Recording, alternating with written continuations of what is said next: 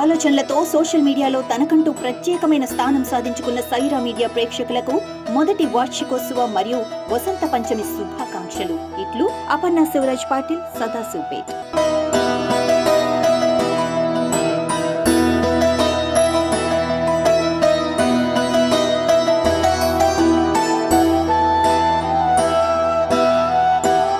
అప్పుడే పుట్టిన మగ శిశువును గోనె సంచిలో పెట్టి ముళ్ల పొదల్లోని రాళ్ల కుప్పల మధ్య పడేసింది ఆ కన్నతల్లి. పురిటి నొప్పులను గెలిచింది. బిడ్డ కళ్ళు తెరవగానే ఏ మాత్రం కనికరం లేకుండా ముళ్ల పొదల్లో వదిలేసి వెళ్లింది. ఆడపిల్ల కాకుండా మగబిడ్డ పుట్టాడన్న కోపంతో కన్నతల్లే ఇంతటి దారుణానికి ఒడిగట్టిన ఘటన సంగారెడ్డి జిల్లా పుల్కల్ మండలం ముదిమాణిక్యం గ్రామంలో చోటు చేసుకుంది.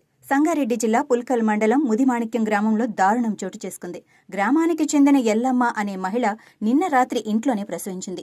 ఆడకూతురు కాకుండా మగబిడ్డ పుట్టాడన్న కోపంతో అప్పుడే పుట్టిన మగ శిశువును గోనె సంచిలో పెట్టి తెల్లవారుజామున ముళ్ల పొదల్లోని రాళ్ల కుప్పల మధ్య పడేసి వెళ్లిపోయింది. ఉదయాన చిన్నారి ఏడుపు శబ్దం విని అక్కడ ఉన్న స్థానికులు శిశువును కాపాడారు. స్థానికులు చిన్నారిని ఆశా వర్కర్లకు అప్పగించారు. బిడ్డకు జన్మనిచ్చిన ఎల్లమ్మ ఒంటరి మహిళ కావటంతో ఇలాంటి దారుణానికి ఒడిగట్టి ఉండవచ్చని గ్రామస్తులు చర్చించుకుంటున్నారు.